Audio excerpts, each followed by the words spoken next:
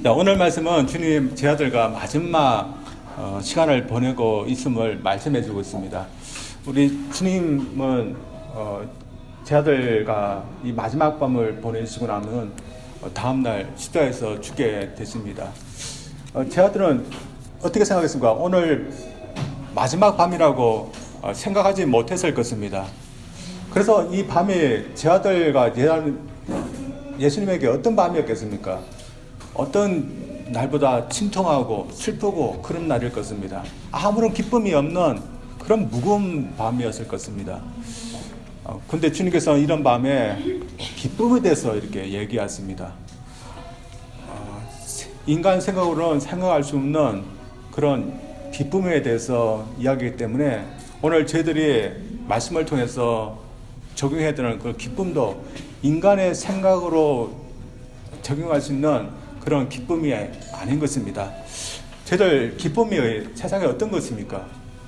물질 때문에 많은 사람들이 기뻐하고, 또한 자신의 배우자, 자녀, 또한 자신이 하고 있는 사업이나 직장, 또한 출세하는 것, 또한 건강, 취미, 이런 것 때문에 사람들은 기뻐합니다. 저희들도 그렇지 않습니까?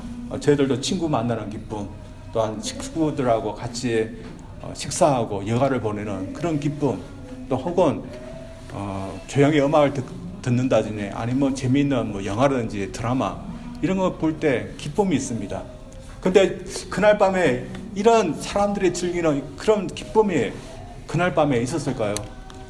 다음날 주님께서 십자가에서 죽으실 때 그때 이런 기쁨이 있었을까요? 아니면 주님께서 죽으시고 장사돼서 무덤에 앉으시는 그날 이런 기쁨이 있었을까요? 이런 기쁨 찾으려면 없었을 것입니다.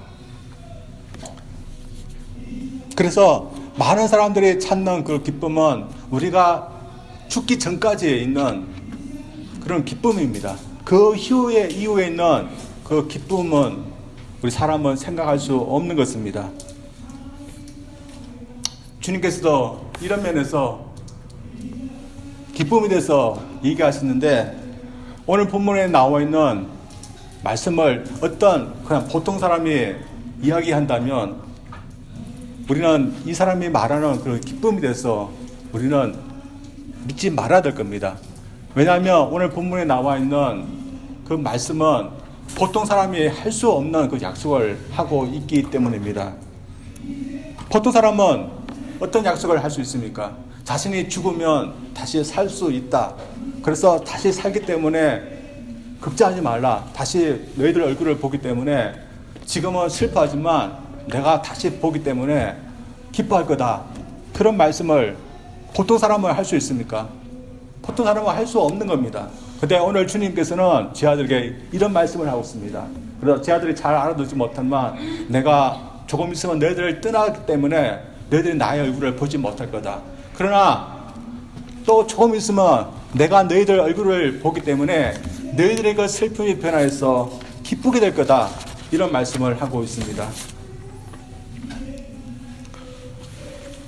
주님은 이런 말씀하셨지만 평범한 사람, 보통 사람은 오늘 보통 주님께서 말씀하신 이 기쁨에 대해서 이야기할 수 없습니다.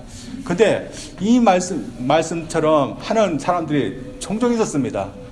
이단들이 이런 말을 했는데 자신이 산다고 했습니다. 어떤 사람인가 하면 자신은 영생할 거다. 그래서 자신을 따르는 사람도 영생할 거다. 그래서 이름도 영생교로 지었습니다. 근데 오늘 보면 이 영생교 교주뿐만 아니라 신천지 교주인 이만희 씨도 이런 얘기를 합니다. 그래서 이만희 씨가 죽으면 신천교가 어떻게 될 건가 이런 기사가 나왔는데 이만희 씨는 나는 죽지 않을 거다. 그래서 그런 일은 없을 거다. 이런 얘기를 했습니다. 근데 이만희 씨가 진짜 자신의 말대로 죽지 않을까요? 저는 장담할 게 이만희 씨는 얼마 있으면 죽을 겁니다. 왜냐하면 그도 사람이기 때문입니다. 그래서 오늘 본 말씀은 사람이 아닌 하나님의 아들인 주님께서 약속하신 것이기 때문에 반드시 이루어지는 그런 약속이고 또한 기쁨 때문에 저희들에게 해당되는 그런 약속이라고 생각합니다. 그래서 오늘 저를 본문을 통해서 주님께서 죽기 마지막 그 첫날 밤에 우리에게 하신 그 기쁨에 대해서 어떤 약속을 하시는지 한번 보기를 원합니다. 먼저는 지금은 슬퍼하지만 그 슬픔이 기쁨으로 변할 것이라는 그런 약속을 하셨습니다. 주님이 이 말씀을 왜 하셨을까요? 당시에 슬펐기 때문입니다. 주님이 잡히시고 십자가에 지어서 죽으시는 장면을 보고서 슬퍼하지 않을 그런 제자는 없는 겁니다. 다시 말해서 주님의 제자라면 누구나 지금은 슬프게 되어 있습니다. 또 애통하게 되어 있습니다. 그러나 주님은 얼마 안 있으면 그 슬픔이 기쁨으로 변할 거다, 이런 말을 하고 있습니다. 뭘 염두에 두고 말씀할 거예요? 부활에 대해서 염두에 두고 이런 말씀입니다. 또한 그 일이 실제로 일어났습니다. 그래서 다음날 그들은 매우 슬픈 상황 가운데 있었습니다. 그런데 얼마 안 있어서 그들은 믿을 수 없을 정도로 기쁜 상태에 있게 됩니다. 그래서 이 제자들은 이런 슬픔이 기쁨으로 변하는 그 약속이 이루어진 것을 직접 보았습니다. 그러나 저희들 같은 경우는 어떠할까요?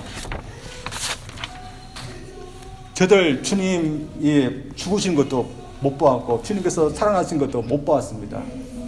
그래서 조금 있으면 너희들이 슬프지만 조금 있으면 나로 인해서 기뻐할 거다, 이 말씀이 제 아들에게는 해당되지만 지금 이 모든 것을 다 지나간 오늘 우리에게는 이 말씀이 적용되는 것일까요?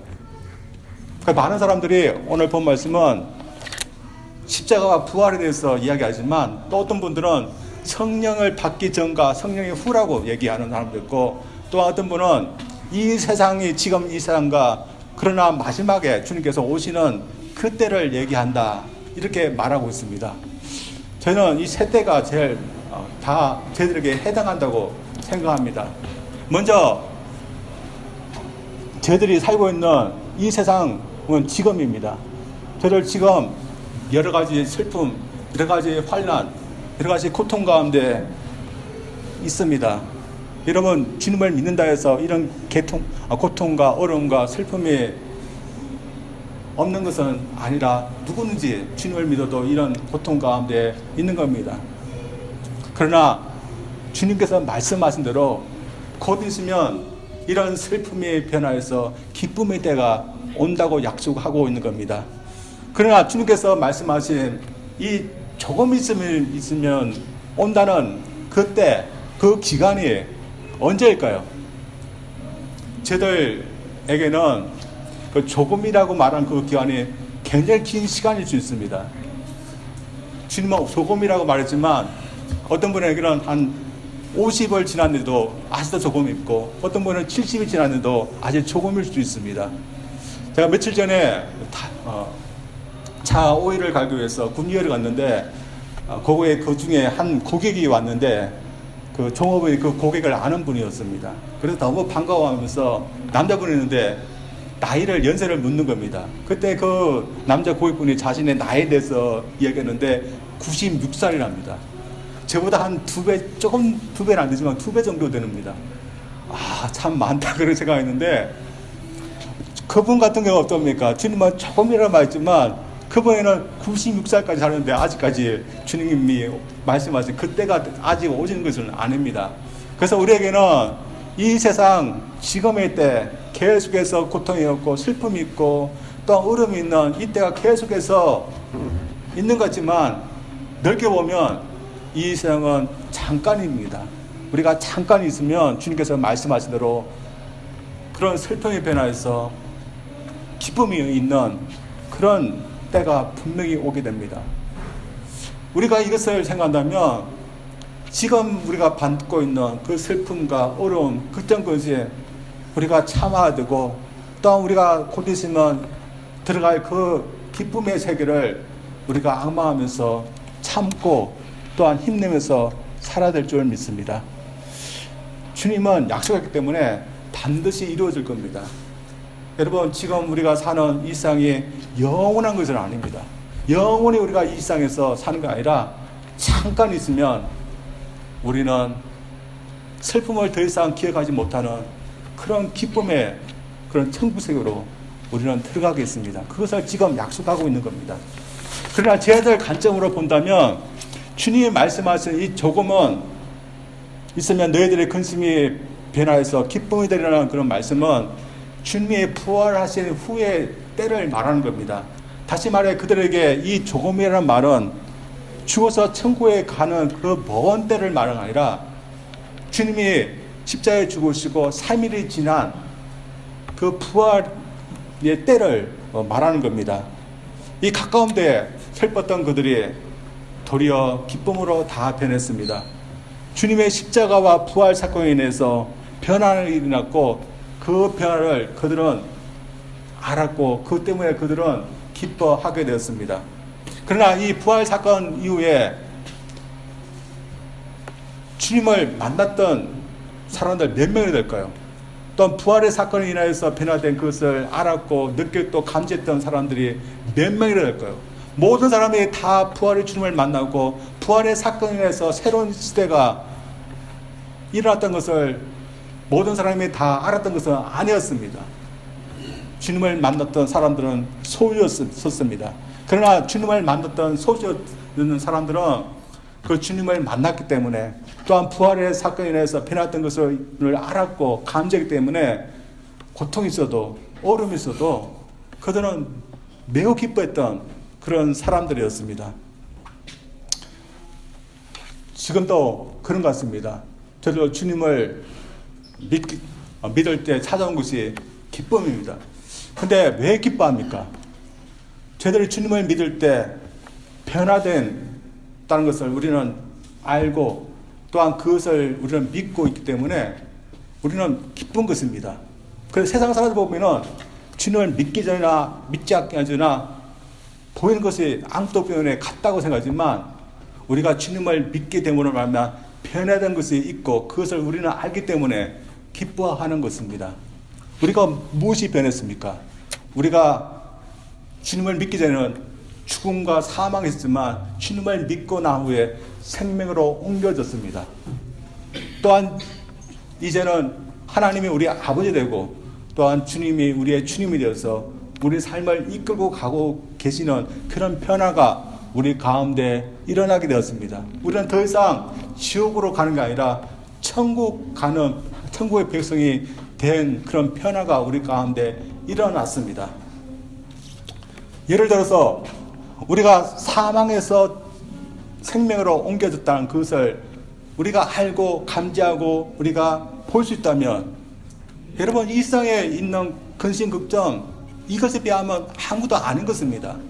우리가 이것을 보고 있는 이상 우리가 알고 있는 상 우리가 생명 가운데 지금 거하고 있고 이 생명이 계속해서 유지될 거다. 그 좋은 곳에 우리가 속해 있다는 것을 우리가 알고 있다면 이 세상에 지금 비록 어려움이 있을지라도 우리가 늘 기뻐할 수 있는 그런 사람이 될 수 있는 겁니다.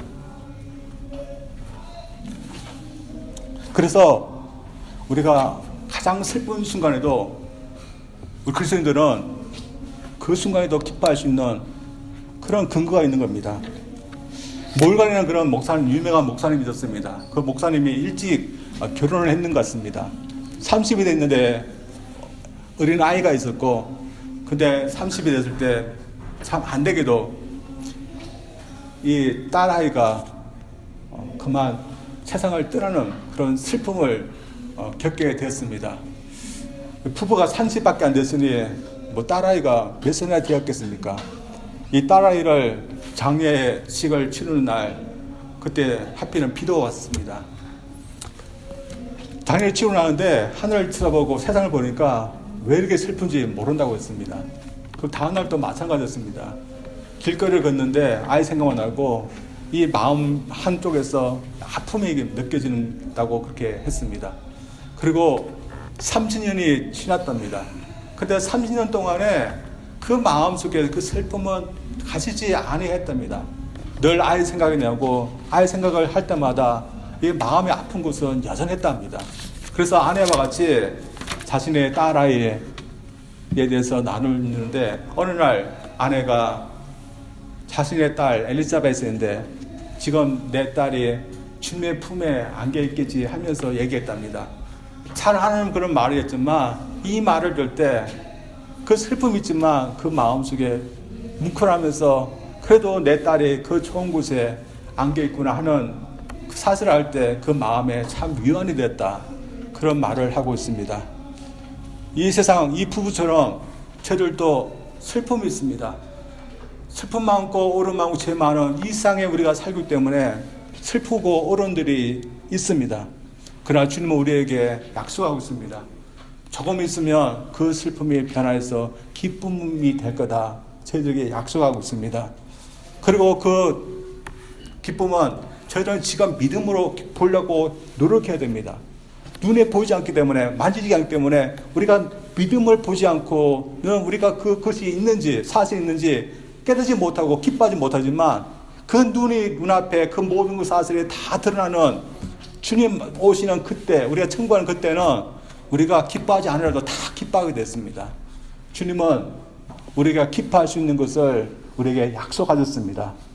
따라서 주님께서 이런 약속을 하기 때문에 주님께서 온전한 기쁨을 우리에게 예비하시고 이제 참여하라, 이제 들어오라. 저들 초청하실 때 저들이 믿음의 준비를 잘해서 그 초청에 우리가 응하여서 들어갈 수 있는 그런 준비에 저들 할 수 있기를 주님으로 축원드립니다. 두 번째로 주님의 기쁨에 대해 약속하신 것은 그 기쁨은 누구도 빼앗지 못한다는 그런 약속이었습니다. 주님은 제 아들에게 22절에서 이렇게 말씀하셨습니다. 지금은 너희가 근심하나 내가 다시 너희를 보리니 너희 마음이 기쁠 것이요 너희 기쁨을 빼앗을 자가 없으리라. 주님은 지금 누가 봐도 근심이 되고 또한 슬픈 상황 가운데 있습니다.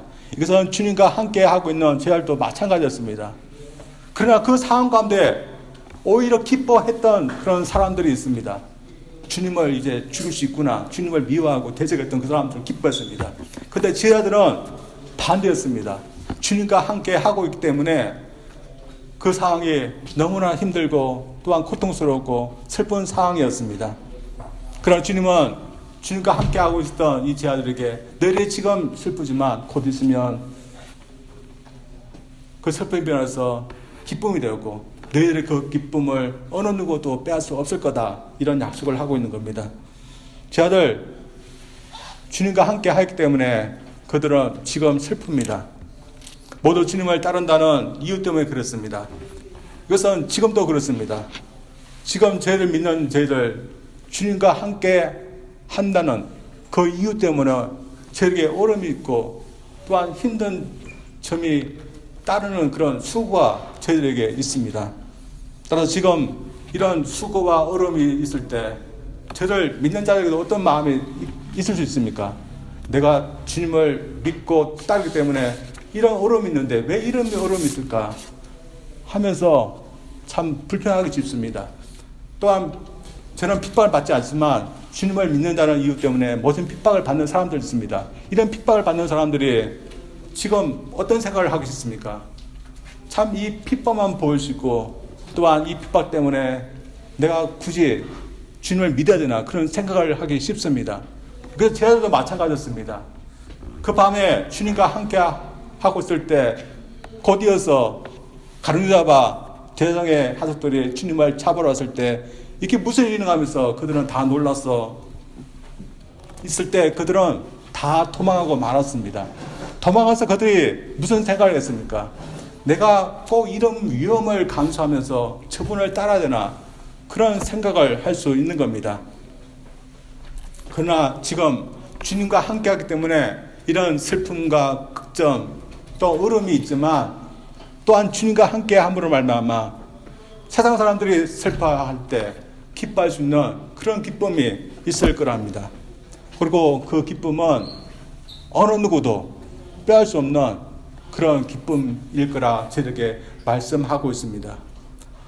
따라서 이 기쁨 주님께서 약속하는데 세상에는 이런 기쁨이 있을까요? 항상 기뻐할 수 있는 그런 기쁨이 있을까요? 세상에서 항상 기뻐하는 그런 사람이 있긴 있습니다. 저도 한국에 있을 때 그런 사람을 보긴 봤습니다. 항상 웃는 사람이었습니다. 근데 좀 이상했습니다. 집보다는 들판을 좋아했고 또한 머리에는 이상한 꽃을 꽂고서 항상 웃고 다녔습니다. 사람들은 소위 미쳤다고 말했지만 제가 보기에도 좀 이상했는데 그 사람은 항상 웃고 다닙니다. 근데 이상하지 않는 이상 우리가 항상 세상에서 기뻐할 수 있는 그런 요소는 없는 겁니다. 저들 일상에서 항상 기뻐할 수 있는 것이 무엇입니까? 저는 영화를 좋아하는데 영화를 한두 편 보는 것은 괜찮습니다. 근데 하루 종일 영화를 봐야 된다. 기쁘겠습니까? 어떤 사람은 게임을 며칠 밤 하는데 게임을 며칠 해도 그것이 나중에는 참 기뻐서 하는 거겠습니까? 아무런 기쁨이 없는 겁니다. 새 차를 사면 몇 달 동안은 계속 만지고 닦고 참 기뻐합니다. 옷도 마찬가지입니다. 며칠간 계속 입어보고 좋아하고 기뻐합니다. 그러나 이 일상에 있는 기쁨은 참 영혼에 계속해서 기쁨을 줄 수 있는 것은 되지 못합니다.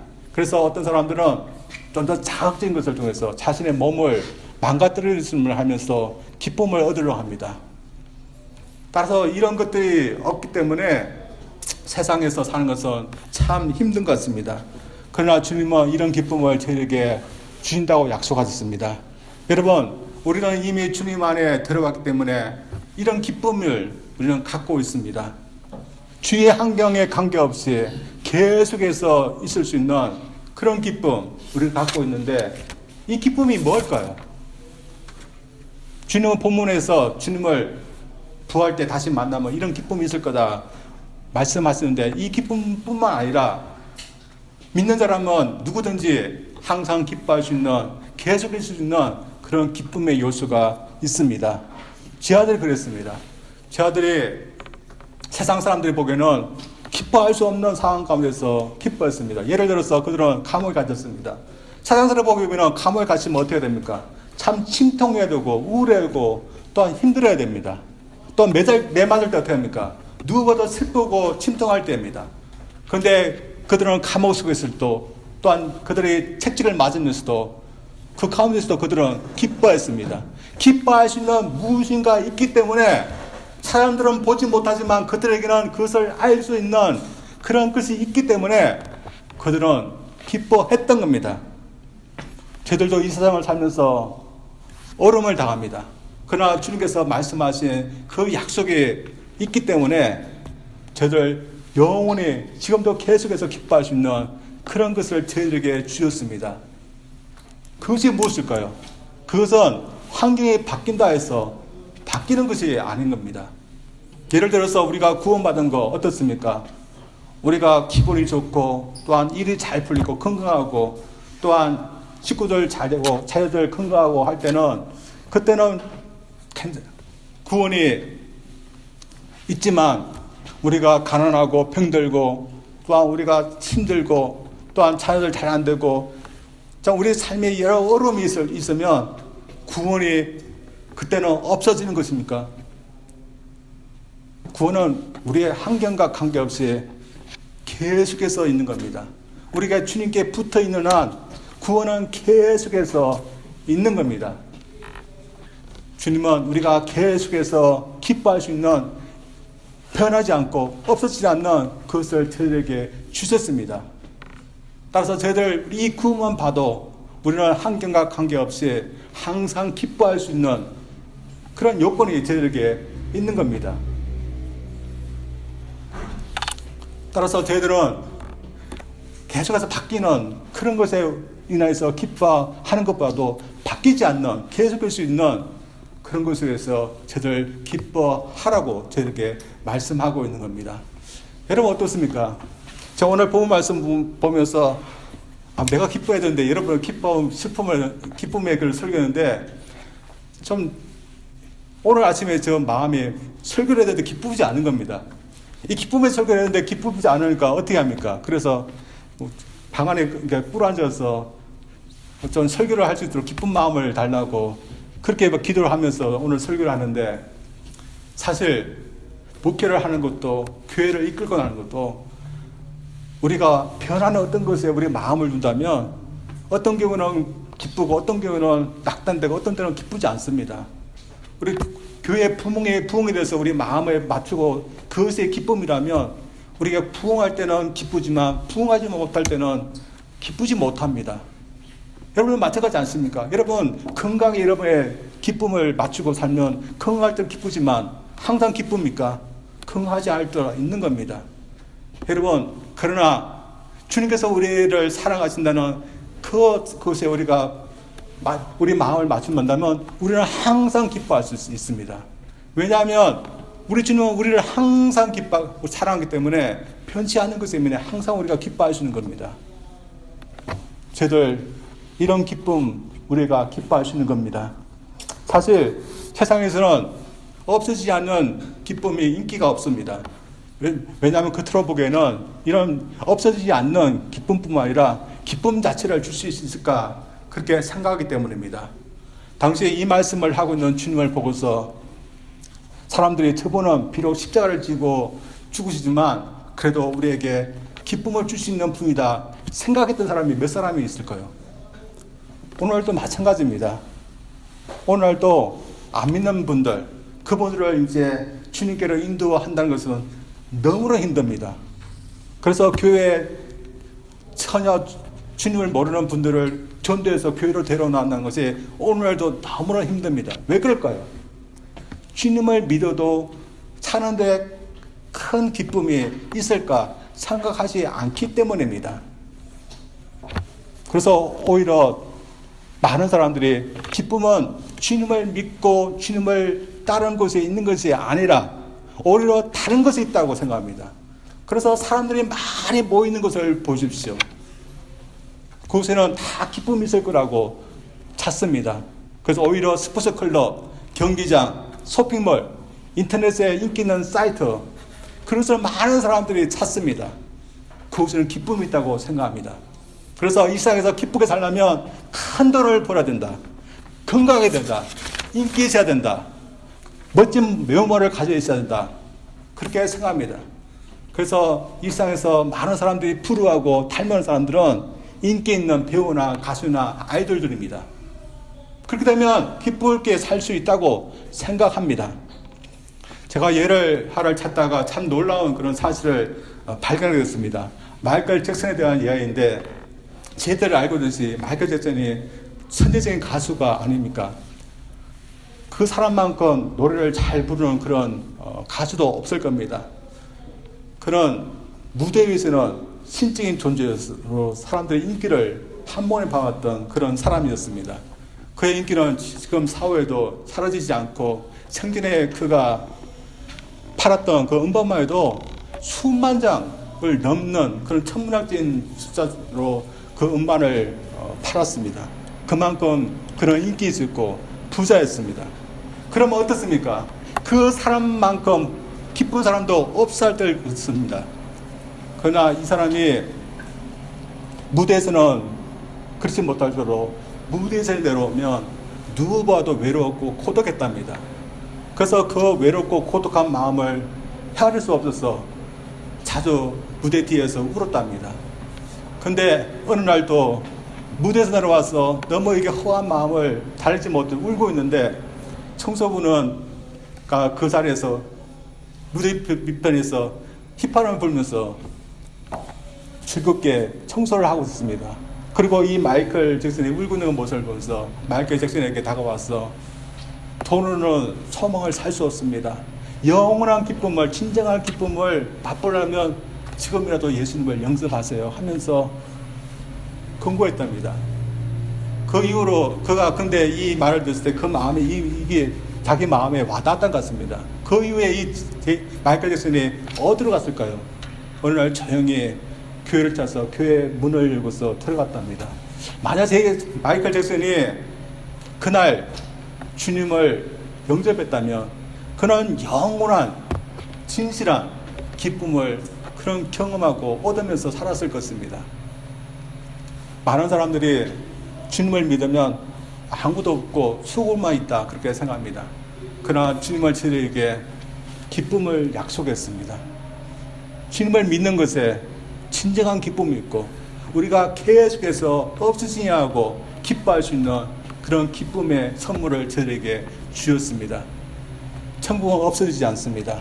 영생은 없어지지 않습니다. 하나님의 우리의 아버지시고 우리를 사랑하시고 우리에게 선물을 줬다는 그 사실은 없어지지 아니하는 사실입니다. 이 사실 언젠가는 우리 눈앞에 보일 겁니다. 따라서 다른 곳에 기쁨이 있는 것처럼 그렇게 생각하지 마시고 우리가 믿는 주님 안에 영원한 진실한 기쁨이 있음을 여러분 믿고서 그 기쁨으로 기뻐하려고 우리 모두 노력할 수 있는 저들 되기를 주님 이름으로 축원드립니다. 우리 기도하겠습니다.